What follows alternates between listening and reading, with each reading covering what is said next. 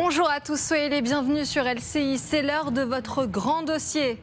Coup de tonnerre pour l'économie mondiale. Le président américain l'avait promis, il impose des droits de douane au monde entier.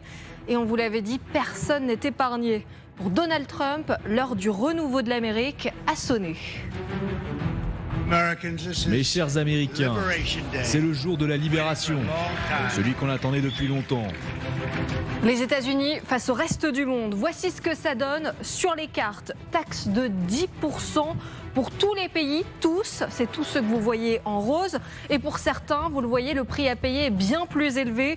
20% sur les produits européens, 34% pour la Chine, 46% pour le Vietnam. Deux acteurs majeurs du monde économique, Bertrand Badré, ancien directeur général de la Banque mondiale, et Philippe Varin, président de la Chambre de commerce internationale et ancien directeur général de PSA Peugeot Citroën, seront nos invités. Et en France, attention, ça va secouer. Ce matin, nos producteurs sont inquiets. On va baisser nos ventes, nous, de 20%. Et même les Américains n'auront pas forcément la capacité de l'acheter parce qu'il va devenir trop cher. Serons-nous capables de faire face? Comment trouver d'autres marchés? Peut-on encore négocier avec les États-Unis? Est-ce irréversible? Nous répondrons à toutes ces questions dans le grand dossier. Partons à l'Elysée, où c'est le branle-bas de combat. Emmanuel Macron reçoit en urgence cet après-midi les filières les plus concernées. Il faut agir et vite. La décision qui a été annoncée cette nuit est une décision brutale et infondée. Elle est infondée parce qu'on ne corrige pas des déséquilibres commerciaux en mettant des tarifs. Et les bases de la théorie économique montrent le contraire. Et au fond, cette décision va toucher tous les secteurs pour nos économies. Et on retrouve sur place Bastien Auger. Bonjour Bastien. Vous êtes donc à l'Elysée. On le sait, la réunion est en ce moment en cours avec Emmanuel Macron. Oui, avec les différents avec les représentants de ces différents secteurs, de ces différentes filières, aéronautiques, automobiles, agroalimentaires, industrie pharmaceutique aussi, pour ne citer que ces secteurs. Et vous l'avez entendu, Emmanuel Macron qui, devant les caméras, a appelé à l'unité, en quelque sorte, à ne pas jouer le chacun pour soi. Message adressé à la fois aux États et aux entreprises. Aux États, parce qu'il peut y avoir évidemment des différents intérêts, des intérêts divergents, et qu'il faut, pour que la Commission européenne riposte et annonce des droits de douane en réponse aux États-Unis, eh bien, il faut que tout cela soit validé par les États membres de l'Union européenne. Appel à l'unité aussi adressé donc aux entreprises. En gros, le président de la République leur a demandé de ne pas jouer chacun sa carte, de ne pas essayer chacun de tirer son épingle du jeu auprès des États-Unis. Il a même demandé aux entreprises qui investissent aux États-Unis de suspendre leurs investissements dans quelques semaines. Sera-t-il entendu ou pas? L'objectif est ambitieux, on verra. Mais en tout cas, c'est vrai que les intérêts ne sont pas toujours les mêmes. On l'a entendu aux quelques interlocuteurs qui sont venus à notre micro avant d'entrer dans cette réunion. Il y a à la fois une demande de riposte, mais aussi une inquiétude sur le risque que ferait peser, y compris pour elle, une surenchère commerciale. Emmanuel Macron voulait donc convaincre aujourd'hui qu'il est de l'intérêt de tous de riposter, sachant que l'objectif de la Commission européenne, eh bien, c'est de brandir cette menace, notamment de taxes, par exemple, sur les géants du numérique américain, avec l'espoir que cela fasse reculer Donald Trump, qu'il s'engage dans une négociation. Merci beaucoup Bastien Auger avec Olivier Martin pour en parler. Qui est sur ce plateau? Elisabeth Chevar-Selam. Bonsoir Elisabeth. Bonsoir Émilie. Merci d'être avec nous. Franco-américaine, maîtresse de conférences, directrice du programme politique et relations internationales à l'Université de Tours.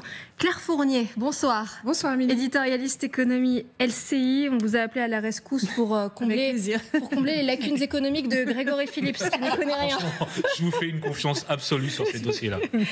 Grégory Phillips, j'espère que vous êtes quand même content d'être avec nous. Bon, j'essaierai d'apporter ma pierre à l'édifice. Vous êtes rédacteur en chef international LCI, ancien correspondant à Washington et évidemment très au fait sur notre économie en France et à l'étranger. Et on est aussi avec Bertrand Badré. Bonsoir. Merci d'être notre invité dans le grand dossier. J'espère que je ne vous ai pas fait peur avec mes présentations. Ancien directeur général et directeur financier de la Banque mondiale. On est ravis de vous avoir avec nous. D'abord, peut-être une première réaction de Donald Trump. Elle date d'il y a seulement quelques heures. Regardez ce qu'il a posté sur son réseau social. L'opération est terminée, le malade a survécu et est en voie de guérison. On estime qu'il sera bien plus fort, plus grand, meilleur et plus résistant que jamais. Redonnons à l'Amérique sa grandeur. On n'est jamais déçu par Donald Trump, Elisabeth. Donald Trump n'est que surprise après surprise. À chaque jour, une annonce, surtout si, pour ceux qui l'ont regardé hier soir, des annonces en grande pompe. Mais là, sur cette dernière déclaration, il dit quand même que évidemment, le patient, le malade, c'était les États-Unis. Pour lui, c'était les États-Unis. Je pense qu'il n'a pas eu beaucoup de cours d'économie et n'a pas regardé bien les chiffres parce que c'était absolument l'opposé. On sait que, au contraire, l'administration Biden avait laissé une Amérique plutôt en bonne santé économique, malgré ce que un certain nombre de personnes pensaient au niveau de l'électorat. Donc là, il va surtout faire souffrir les Américains, dont ceux qui ont voté pour lui. On va écouter Donald Trump cette fois, qui hier soir avait promis une cérémonie incroyable à la Maison-Blanche. Elle a été surréaliste. Écoutez-le lorsqu'il renverse la table de l'économie mondiale.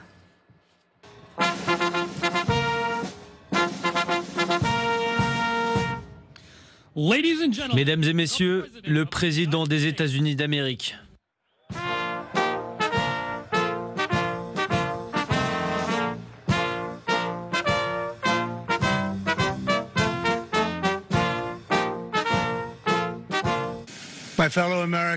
Mes chers Américains, c'est le jour de la libération, celui qu'on attendait depuis longtemps. Le 2 avril 2025 sera à jamais gravé dans les mémoires comme le jour de la renaissance de l'industrie américaine, le jour de la reconquête du destin de l'Amérique et le jour où nous avons commencé à rendre sa richesse à l'Amérique, une très grande richesse. Si vous regardez, la Chine est au premier rang et elle nous taxe à 67%. C'est le tarif appliqué aux États-Unis. Donc pour 67%, nous allons appliquer un droit de douane réciproque réduit de 34%. Ils nous taxent, nous les taxons. L'Union européenne est dure, très dure en matière de commerce. Je sais que vous pensez que l'Union européenne est amicale, mais elle nous arnaque. C'est tellement triste à voir et tellement pathétique de sa part. 39%, nous allons leur faire payer 20%.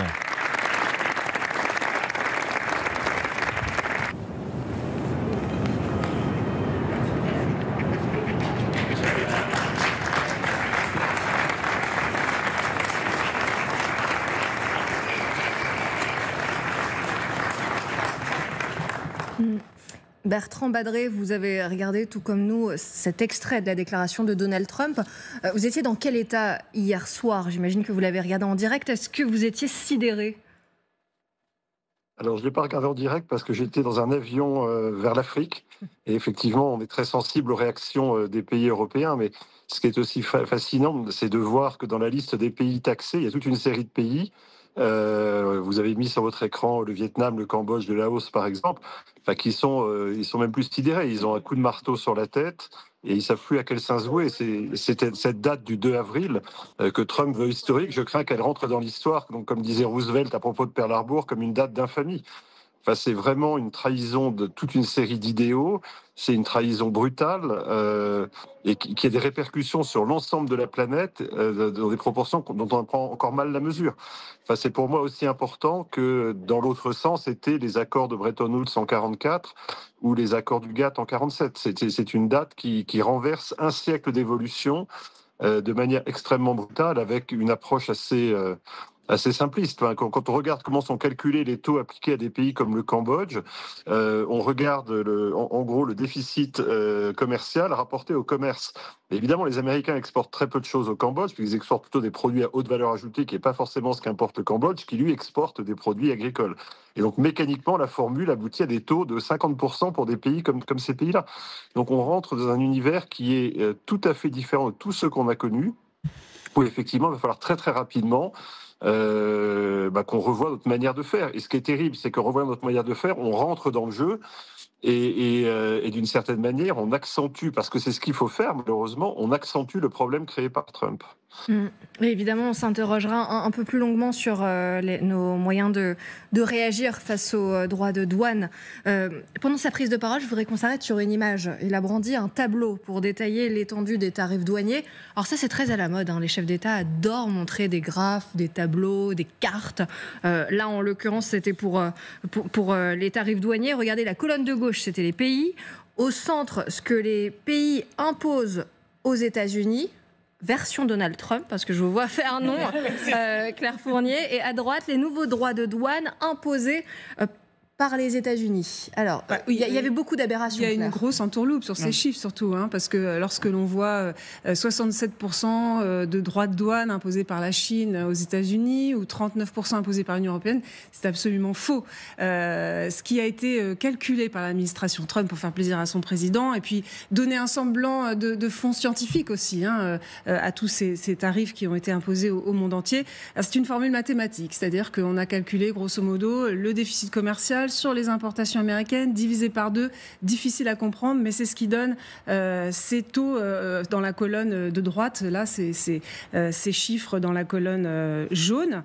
Ça ne reflète absolument pas les droits de douane qui sont imposés par ces pays-là. Par exemple, l'Union européenne est loin d'imposer 39% sur les marchandises américaines. Elle impose en moyenne 5%. Ça peut aller jusqu'à 10% pour certaines voitures américaines. Donc vous voyez bien qu'il y a une entourloupe qui était faite pour justifier l'énormité de tous ces droits de douane imposés à des pays qui sont souvent des alliés d'ailleurs. Pour vous, c'est un tableau complètement invraisemblable. On va aller à Washington pour retrouver notre correspondante sur place, Justine Jankowski. Bonsoir Justine. On sait que le monde entier a été sidéré en entendant les dernières déclarations de Donald Trump, mais est-ce que c'est aussi le cas aux États-Unis? Est-ce que les Américains ont plutôt confiance en Donald Trump ou alors ils sont inquiets pour leur avenir? La sidération, le mot est un peu fort parce que vous le savez, ici aux États-Unis, beaucoup d'Américains vivaient déjà dans la crainte depuis plusieurs semaines de voir arriver ces droits de douane. Ils ne savaient juste pas à quelle hauteur. Et en fait, ce qui domine ici aujourd'hui, c'est plutôt que c'est pire qu'attendu. Il y a un homme d'affaires américain qui résume ça dans la presse en disant c'est pire que le pire scénario envisagé. On voit ça aussi du côté des banques. Plusieurs grandes banques américaines ont dit que désormais le risque de récession était grand, et aussi du côté des bourses, les bourses qui s'effondrent, et surtout l'action plus spécifiquement de certaines chaînes de supermarchés qui, vous savez, en fait, comptent beaucoup sur les importations de produits chinois, des produits que Donald Trump a annoncé taxer énormément, 34% en plus des taxes de 20% qui étaient déjà appliquées. Du côté des Américains, c'est ce que je vous disais, ceux qui craignaient de voir ces droits de douane arriver, ils se sont préparés comme ils pouvaient. Hier, on parlait avec plusieurs concessionnaires automobiles autour de Washington qui nous disaient qu'ils avaient vu beaucoup de clients arriver précipitamment pour acheter des voitures neuves très vite avant que la taxe des 25% sur les véhicules importés n'arrive. Elle a été mise en place aujourd'hui. Merci beaucoup, Justine Jankowski.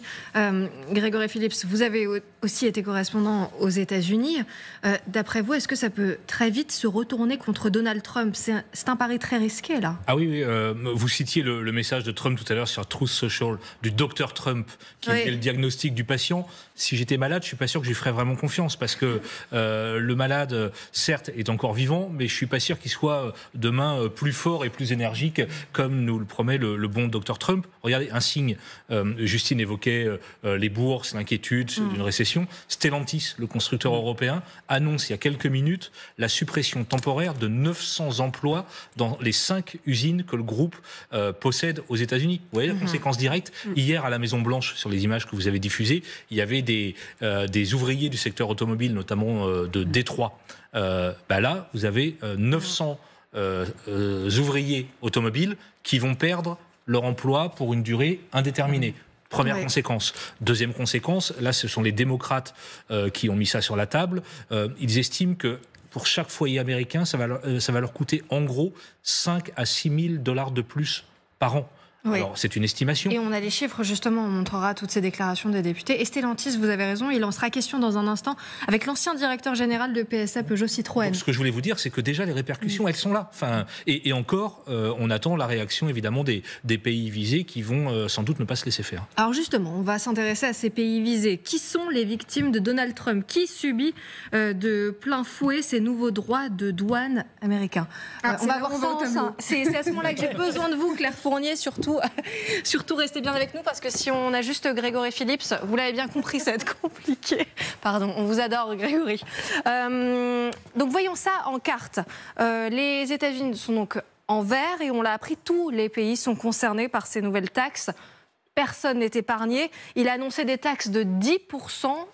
Au monde entier. Donc ce sont tous les pays qui sont en rose sur cette carte. Exactement, 10%, c'est le tarif minimum pour effectivement tous les pays mondiaux minimum. Alors ça touche par exemple la Grande-Bretagne, ça touche l'Australie également. Et on voit que ça impacte des pays qui sont traditionnellement des pays alliés. L'Afrique du Sud, 30% de droits de douane supplémentaires.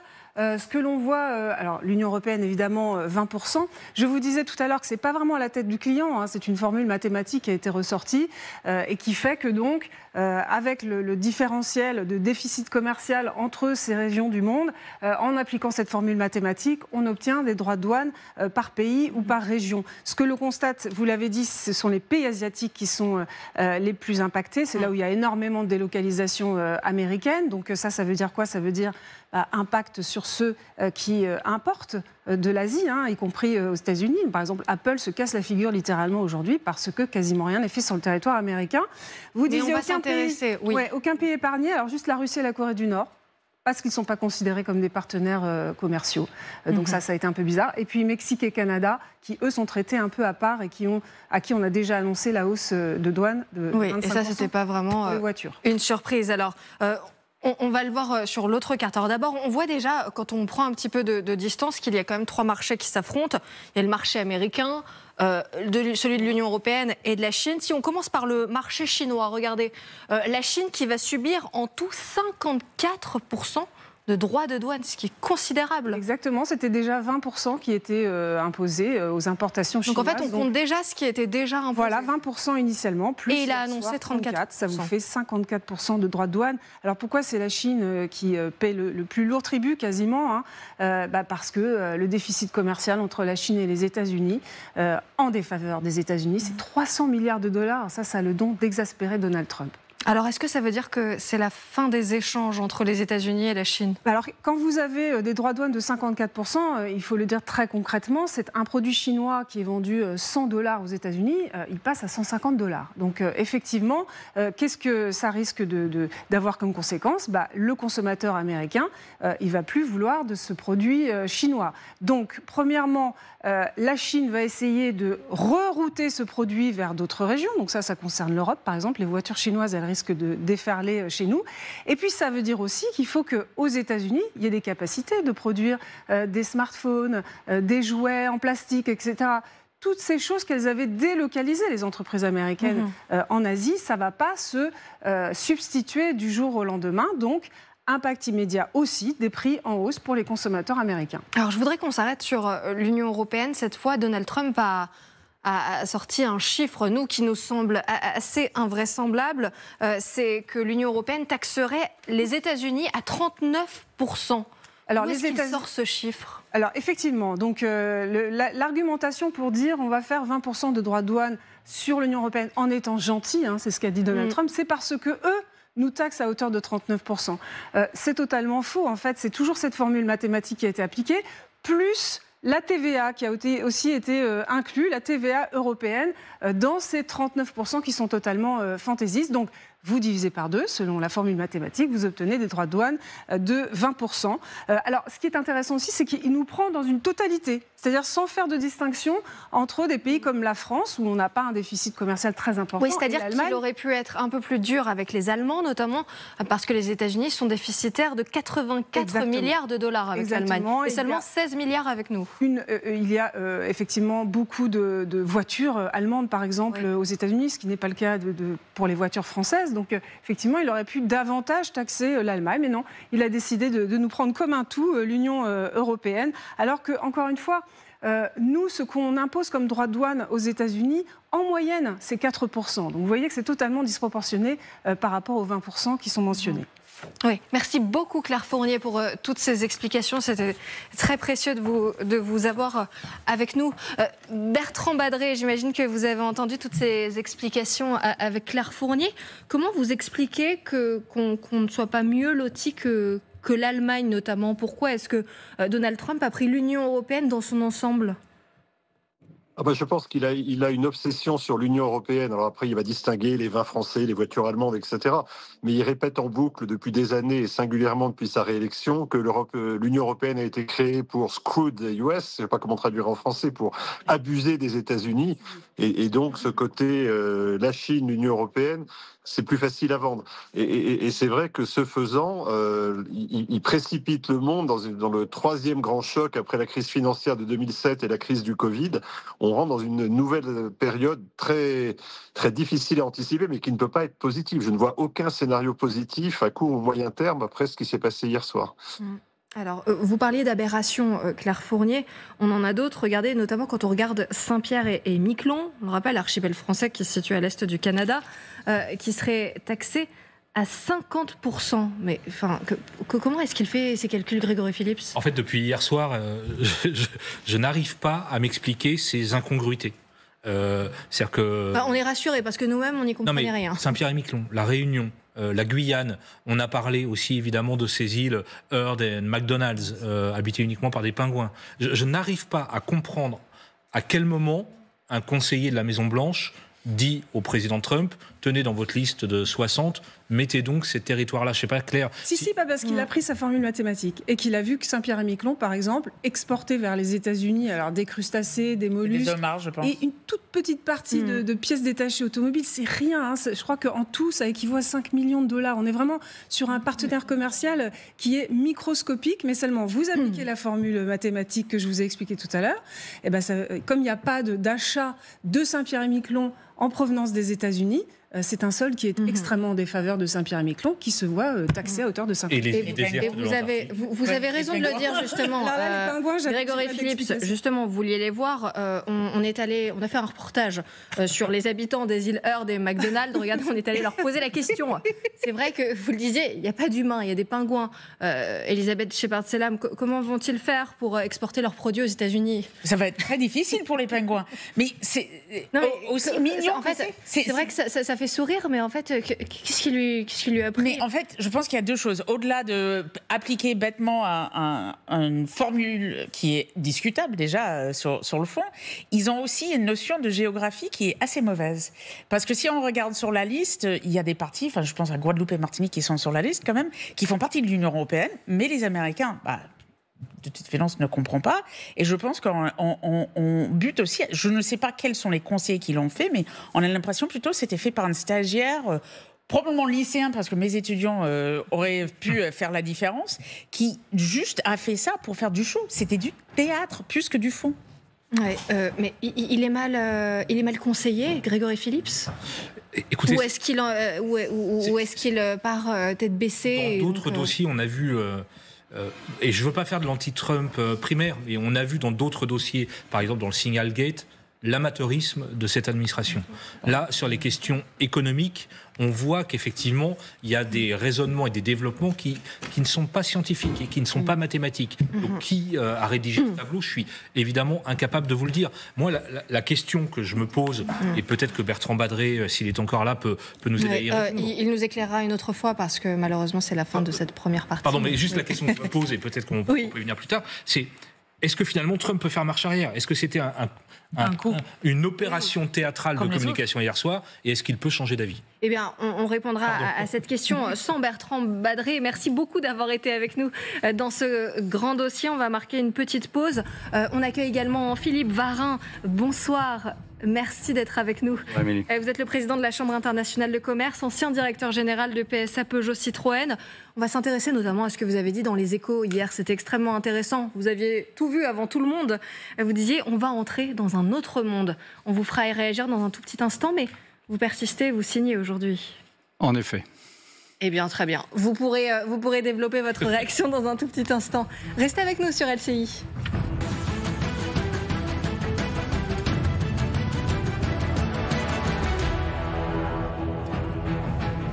C'est un coup de tonnerre pour l'économie mondiale. Bonsoir, soyez les bienvenus sur LCI. C'est la suite de votre grand dossier. Donald Trump l'avait promis, il impose des droits de douane au monde entier. Taxe de 10% pour tous les pays, tous. 20% sur les produits européens, 34% pour la Chine, 46% pour le Vietnam, Quelles conséquences pour la France précisément? On parlera dans un instant de nos entreprises et du secteur automobile avec notre invité Philippe Varin. Bonsoir, on est ravis de vous avoir sur ce plateau. Président de la Chambre internationale de commerce, ancien directeur général de PSA Peugeot Citroën.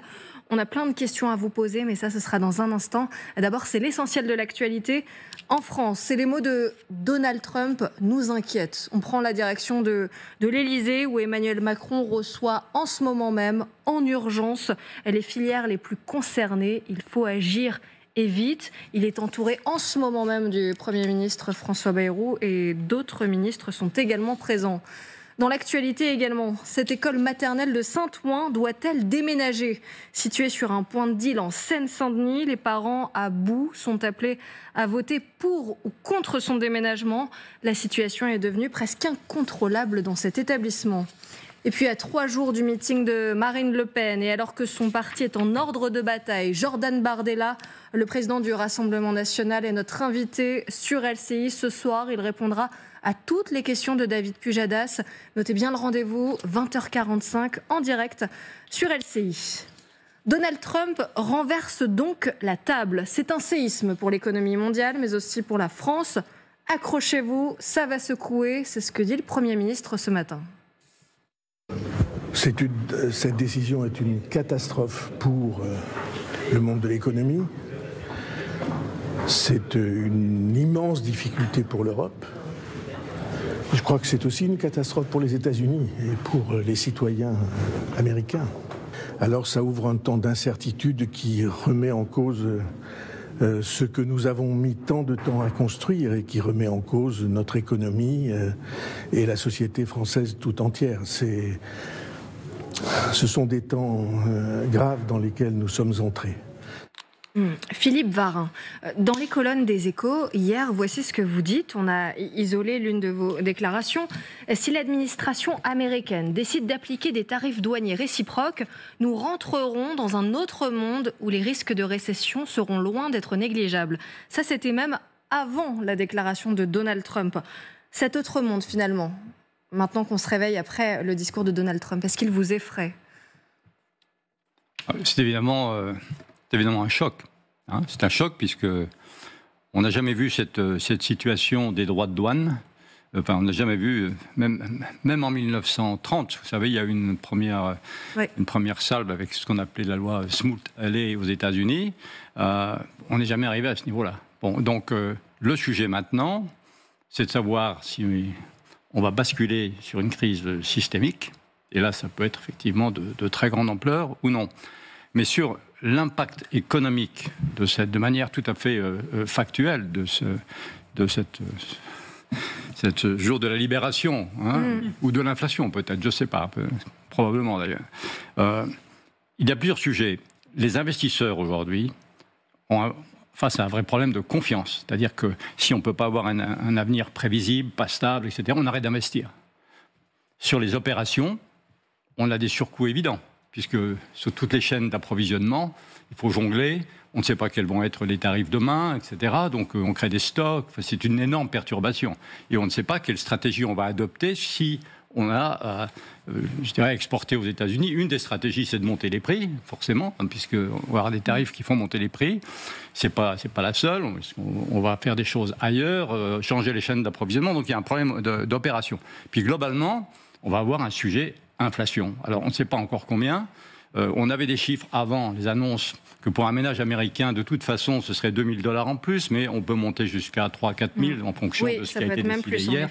On n'a pas refait tous les calculs, mais c'est énorme. Ça veut dire que, de toute façon, en termes d'impact d'inflation aux États-Unis, c'est au moins un point de plus, de toute façon. Donc, si on met tout ça bout à bout, bien, donc, on a un impact économique colossal. Et la question, c'est de savoir comment on va devoir réagir.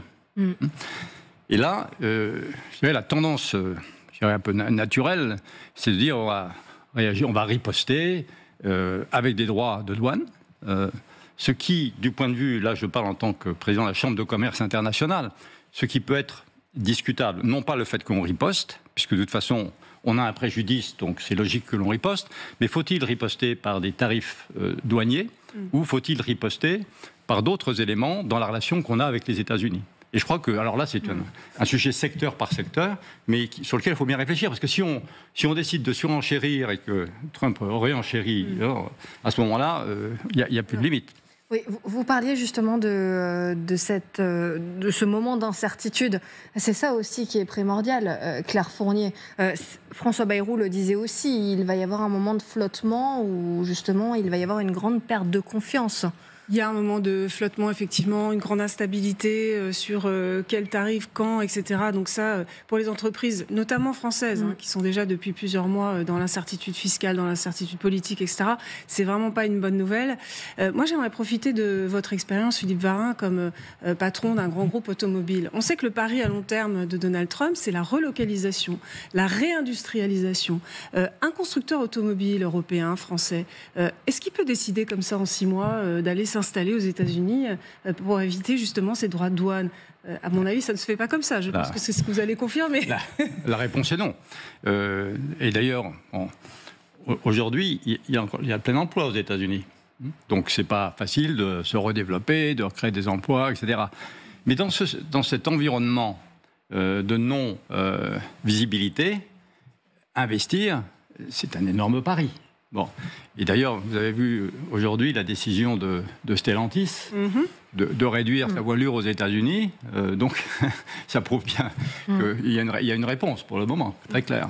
Oui, justement, on va s'intéresser à Stellantis puisqu'on se demandait si on va entrer aussi dans un autre monde pour le secteur automobile.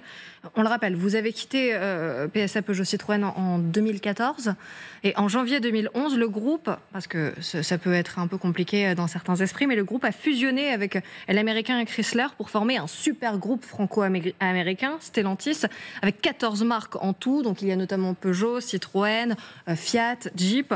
Et on a choisi de prendre cet exemple pour que ce soit bien concret pour nos téléspectateurs.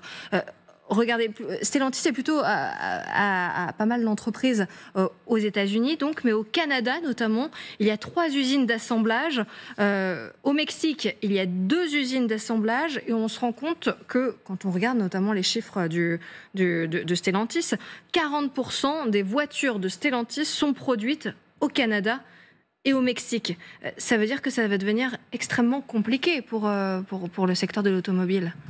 Mais vous avez vu, et ça fait partie de l'équation actuelle, c'est que le président Trump a décidé pour le moment de ne pas en ajouter une couche sur le Mexique et le Canada. Oui. Donc, vous avez vu aussi que lors de ses premières idées, il a été capable en une journée de revenir sur des décisions qui avaient été prises sous la pression très forte des constructeurs automobiles américains. Ce qui montre que ce qui me paraît important aujourd'hui, c'est de voir comment on peut négocier, parce que sous pression, la possibilité existe encore d'avoir un certain nombre d'amendements par rapport à ce qui a été annoncé. Et quand vous voyez les chiffres absolument colossaux, vous avez cité sur la Chine, on dit 34%, mais en réalité c'est 54%. Puisque c'est 34% qui s'ajoutent à 20% qui existent déjà. Oui. Donc, même chose sur le Vietnam et sur tous les pays en voie de développement. Ça, je veux dire que les conséquences vont être, pour un certain nombre de pays, des impossibilités et des impacts économiques colossaux. Est-ce que le challenge, Elisabeth Chabar-Selam, n'est pas trop élevé pour Donald Trump, en tout cas sur le court terme? Parce qu'en gros, il veut toutes les industries chez lui, il veut aussi toutes les pièces détachées, puisqu'on sait que de nombreuses pièces détachées sont fabriquées dans d'autres continents et notamment en Asie. Tout à fait, beaucoup de produits, beaucoup de pièces détachées qui sont clairement nécessaires pour l'économie américaine et l'industrie américaine sont produits à l'étranger. Alors, il veut aller trop vite, très clairement, on ne peut pas, que ça soit dans l'automobile ou dans d'autres industries, créer de toutes pièces des usines du jour au lendemain. Mais ce qui est intéressant, c'est qu'effectivement, sur le court et moyen terme, il va avoir énormément de problèmes. On a parlé de l'inflation. Il ne faut pas oublier que beaucoup des gens qui ont voté pour lui, justement, c'était pour contrer l'inflation. Et aujourd'hui, il annonce, non, il ne le dit pas clairement, mais ça va être un des effets, très certainement, et il va avoir des problèmes en interne avec des élections de mi-mandat qui arrivent. Oui, Philippe Varin, vous vouliez juste ajouter... Oui, mais juste un point de vue, au-delà de l'automobile, dans mes capacités actuelles de président de la Chambre de commerce internationale, sur ces sujets. Quelque part, il faut, dans ce moment de tsunami, être capable aussi de prendre D'abord, il faut garder son calme parce que je pense qu'il y a un certain nombre de réactions qui vont avoir lieu. Et si on regarde la situation un peu froidement, bon, d'abord, la fragmentation du monde sur le plan commercial, elle existe déjà. C'est un mouvement qui a commencé en 2008, au moment de la crise financière, enfin même avant. Et si on regarde ce qui se passait l'année dernière, il y avait 3000 barrières commerciales dans le monde. 3000. Alors ça dit peut-être rien, 3000. Alors les barrières commerciales, c'est les subventions, c'est les restrictions à l'export de matériaux critiques, etc. Bon. Mais c'était 600 il y a 5 ans. Donc on est déjà dans une pente énorme de fragmentation. Et malgré toutes ces affaires qui ne sont pas forcément en ligne avec les règles de l'OMC, eh bien, l'année dernière, le commerce mondial, il a cru de 2,6 ou 2,7%. Et puis si on regarde ce qui se passe sur la part des États-Unis dans le commerce mondial, c'est 13%. C'est-à-dire qu'il y a aujourd'hui, au moment où on parle, il y a 87% du monde qui continue à commercer en suivant, plus ou moins bien, on le voit, mais les règles de l'OMC. Donc on a un énorme enjeu qui est de ne pas... On va effectivement devoir résoudre le problème avec les États-Unis, ça va être des accords bilatéraux, ça va être des négociations, etc. Mais ne pas perdre de vue que derrière tout ça, l'énorme enjeu, c'est le maintien d'un multilatéralisme qui, aujourd'hui, a pris un très gros coup. Et il s'agit, par exemple, de ne pas supprimer l'OMC, parce que ça peut être aussi un objectif. Si l'OMC venait à disparaître aujourd'hui, bon, d'une part, il continue à régir 87% du commerce, mais ce qui est encore plus grave, c'est que les pays en voie de développement perdraient instantanément 5% de leur PIB, leur produit intérieur brut. Ils perdraient 30 à 50% de leurs flux commerciaux. Donc, il faut arriver à préserver dans ce moment, il faut à la fois négocier, essayer de sortir après de tout cela par des accords bilatéraux ou même sectoriels, parce qu'il y aura des sujets automobiles, cosmétiques, etc. Mais en même temps, se préparer à revitaliser le multilatéralisme, parce que c'est dans les moments de crise qu'on peut trouver des coalitions, comme on dit en anglais, coalition of the willing, c'est-à-dire coalition de volontaires qui sont prêts à réfléchir. Et je dois dire qu'en tant que président de la Chambre de commerce internationale, nous représentons l'ensemble des entreprises dans le monde. On a, avec notre réseau, 45 millions, même plus, 95 millions, pardon, d'entreprises. Et nous avons, on est présent dans 170 pays, on a un siège aux Nations Unies. Donc notre rôle, en tant que président de cette organisation qui représente les entreprises, qui est une organisation internationale basée à Paris, ce qu'on ne sait pas suffisamment, avec 300 personnes, il y a la cour d'arbitrage, etc. Eh bien, notre responsabilité, c'est de commencer à réfléchir à ce que sera le nouveau multilatéralisme. Il faut qu'aujourd'hui, dans ce monde, les entreprises s'expriment et disent ce qu'il convient de faire. Après, c'est les responsables politiques qui doivent décider. Voilà, je voulais juste faire... Mais il y a quand même une inquiétude, notamment quand vous parlez à ces entreprises, parce que vous sembliez dire à un moment, ça peut aussi bien se passer, c'est-à-dire qu'il ne faut pas non plus paniquer. C'est le message que vous envoyez aussi à tous ces entrepreneurs ? Oui, bien entendu. Vous savez, bon, moi j'ai une certaine expérience des situations parfois un peu turbulentes. Il y a un secret. Il faut rester calme et analyser les différentes possibilités qu'on va avoir d'en sortir, parce que les négociations sont possibles, ou vont l'être, de toute façon. Les négociations sont possibles pour vous. Alors, je voudrais vous faire écouter le ministre américain des Finances, qui dit un petit peu ça. Il dit, mais calmez-vous, ça va bien se passer. Je conseille à tous les pays de ne pas riposter. Détendez-vous, encaissez le coup et attendez de voir comment la situation évolue. Car si vous ripostez, il y aura une escalade. Si vous ne ripostez pas, ceci est le point culminant.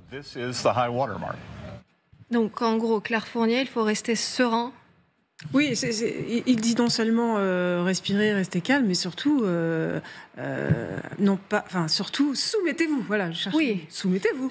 Voilà, on vous a imposé ces droits de douane. Surtout, ne répliquez pas. Alors, c'est pas du tout l'approche qui est prise par la Commission européenne, même si la Commission européenne, c'est tout à fait contre son ADN de rentrer dans une guerre commerciale.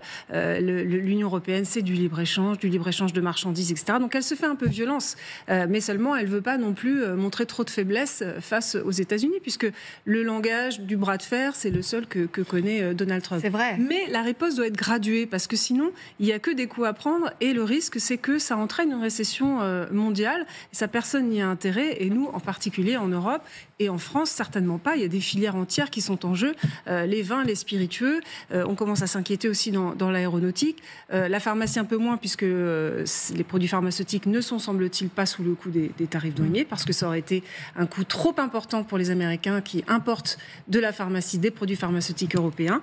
Donc une riposte graduée, mais l'Europe ne restera pas sans réagir. Il sera question des boissons dans un instant, mais il y a quand même un scénario, c'est que Trump recule. Pendant son premier mandat, il avait imposé des droits de douane. Il y avait eu, si je me souviens bien, la colère des producteurs de soja qui étaient allés à la Maison-Blanche en disant c'est plus possible, on ne peut plus exporter vers la Chine. Et finalement, Trump avait un peu changé d'avis. Donc est-ce que ça, c'est possible que face aux pressions aux États-Unis, notamment de certains secteurs, et face aux pressions internationales, ils disent bon, je suis allé trop loin? Il a déjà montré qu'il était capable, c'est une caractéristique du personnage, c'est capable d'évoluer. Et il a évolué en une journée sur les tarifs qu'il avait préparés pour les constructeurs automobiles. Bon, donc... Alors comment réagir face à Donald Trump? Est-ce qu'il faut courber les chines? Non, je pense qu'il est logique qu'on ne courbe pas les chines et que l'on riposte, mais pas forcément une riposte, comme vous le disiez, en montant les tarifs instantanément. Ce n'est pas d'ailleurs forcément notre avantage, in fine, mais c'est certainement de trouver secteur par secteur les éléments de négociation qui sont disponibles hors des tarifs. Et il y en a sur le plan réglementaire notamment. En taxant les géants du numérique aussi, ça c'est une piste qui tient la corde. En empêchant les entreprises, en menaçant d'empêcher les entreprises américaines de venir candidater sur les offres sur les marchés publics européens, par exemple, ce qu'elles peuvent faire aujourd'hui. Nous aussi, on a des moyens de riposter, sachant que c'est Emmanuel Macron qui le rappelait tout à l'heure, on est un marché de 450 millions de consommateurs, donc on est un partenaire commercial important des États-Unis. Pour l'instant, on est dans la posture. Est-ce que, au bout d'un moment, Donald Trump ne sera pas rattrapé par la réalité économique? Il peut, en effet, à mon sens, être dans une posture pour l'instant et revenir sur les décisions qu'il a prises. Elisabeth Shepard-Selam, taxer les géants du web, par exemple, ça peut être quelque chose qui peut faire peur à Donald Trump? Ça peut surtout appuyer aux États-Unis où ça peut faire mal. Et je pense qu'il y a certains endroits. On l'a vu notamment avec le Canada, où je pensais à comment, je pense que c'était Ontario, avait soudainement pour les marchés publics dit plus justement d'entreprises américaines. Donc on a cette capacité parce qu'on est un marché important, parce que quand même pour certaines des industries, ils ont besoin de ce marché européen. On a des moyens sans forcément rentrer dans cette tout de suite augmenter des tarifs douaniers et rentrer dans une guerre commerciale violente tout de suite. Alors, on va aller voir Raphaël Redon, qui est notre envoyé spécial à Cumières. Vous êtes avec Théo Collet, et avec un producteur de champagne, Raphaël Redon. Alors, visiblement, le moral n'est pas bon, d'après ce qu'on a compris. C'est bien ça? A priori, il est encore en train de s'équiper, donc on va le prendre dans un tout petit instant, mais vous l'avez vu, il est en ce moment même. On peut donner quelques chiffres, Émilie, peut-être dans les vignes. On peut donner quelques chiffres pour ce secteur. Eh bien, allez-y, parce que justement, on s'est rendu compte que ça pouvait être la douche froide. Exactement, ça peut être des pertes de 800 millions d'euros, ça c'est ce que chiffre la filière aujourd'hui, une baisse des ventes de 20% pour certaines liqueurs ou spiritueux comme le cognac. Le marché américain, c'est un marché très important pour le champagne aussi. Donc, ils s'inquiètent parce qu'en 2019, ils avaient aussi subi des droits de douane qui avaient fait que certaines exploitations avaient dû fermer, notamment en Charente, dans le cognac. Sur l'aéronautique et le spatial, c'est notre premier secteur d'exportation aux États-Unis. Donc, il y a des inquiétudes aussi, les parfums, les cosmétiques aussi. Tous ces droits de douane de 20%, ça menace potentiellement ces filières. C'est pour ça que tout le monde s'est réuni autour du président de la République à l'Élysée pour voir effectivement quelle riposte. Ce qu'il faut retenir, je pense, de ce qu'a dit le président Macron à tous ces acteurs qui sont impactés, c'est il ne faudrait pas que on joue cavalier seul, entre les grosses boîtes et les petites boîtes. Et même le message, je pense, c'était entre pays européens. C'est-à-dire que certains pays européens vont être tentés de négocier des accords bilatéraux avec les États-Unis. Emmanuel Macron disait, à juste titre, c'est ensemble que nous sommes plus forts. Oui, il faut une réponse collective, Philippe Varin. C'est très clairement le cas. D'ailleurs, À partir du moment où l'Europe est considérée par le président Trump comme un dirty state dans son ensemble, la réaction doit se faire au niveau européen. On va parler notamment des Américains, puisque on le disait, ça va être grave pour les Français, mais les premières victimes seront surtout les habitants des États-Unis. Écoutez, c'est même Michel Sapin qui le dit, je vous le fais écouter, il était ce matin l'invité de TF1. C'est d'abord grave pour les États-Unis.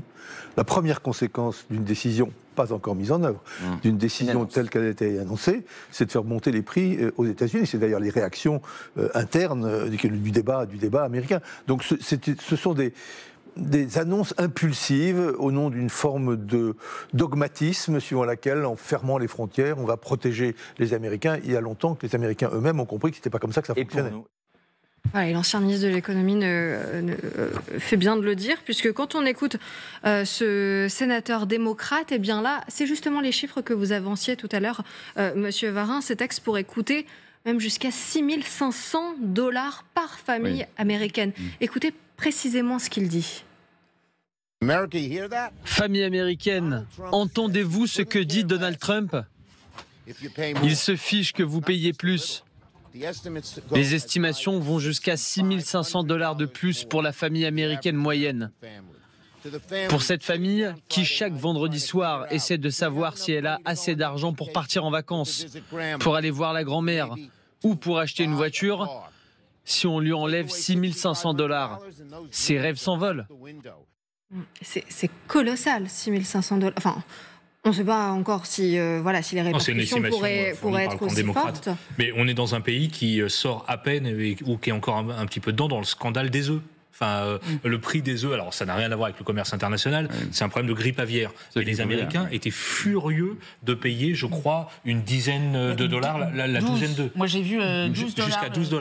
Et vraiment, le pays était en ébullition, parce que quand vous alliez au grocery store acheter vos œufs peut-être pour le breakfast, le petit déjeuner, ils étaient à un prix très élevé. Encore une fois, rien à voir avec le commerce international, mais un problème de grippe aviaire. Donc les Américains sont confrontés à des difficultés du quotidien sur leur pouvoir d'achat. Si on ajoute effectivement c'est $6 500 de plus par an dans des dépenses pour acheter des produits qui sont surtaxés. Attention, c'est très risqué pour Donald Trump. Les élections de mi-mandat, c'est dans 18 mois, 19 mois. La cote de popularité est à 42-43%. Il risque de payer l'addition à la caisse du supermarché. C'est très risqué. Il y a des secteurs particuliers, si vous prenez le secteur agroalimentaire par exemple. Pour un agriculteur qui achète son engrais au Canada et qui prend 20% de tarifs sur les approvisionnements, qui ne trouve pas forcément la main-d'œuvre, puisque la main-d'œuvre immigrée qui n'avait pas de papier est repartie, et qui doit vendre en Chine, où là il va avoir des tarifs très importants dans l'autre sens. Ça est une situation pour les produits agricoles américains très difficile. Allez, on revient dans un instant. On continuera à parler de ces Américains qui seront sans doute les premières victimes de ces déclarations de Donald Trump. Et on prendra un exemple très concret avec vous, Jade Partouche. Vous êtes notre spécialiste grille-pain. Vous allez nous parler. Vous êtes une excellente journaliste et vous avez planché sur cette question. Le grille-pain américain, c'est passionnant parce qu'on se rend compte qu'il va être indéfiniment taxé avant d'être acheté par le consommateur américain. Et ça, c'est un exemple très concret de ce que ça va donner pour les Américains. A tout de suite dans le grand dossier.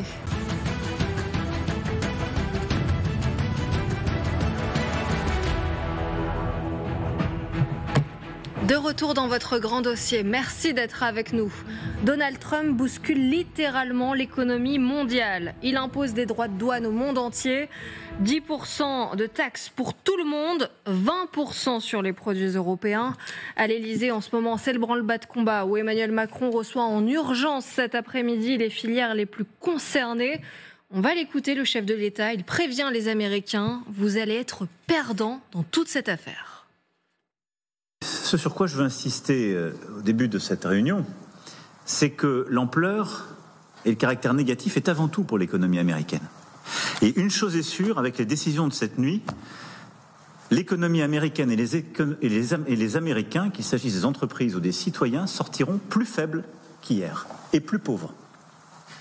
Et je pense qu'il faut le marteler. C'est vrai que c'est quelque chose qui est beaucoup répété. Ce seront les Américains les premières victimes. Justement, vous êtes venu nous en parler, Jade Partouche. Merci d'être avec nous sur ce plateau.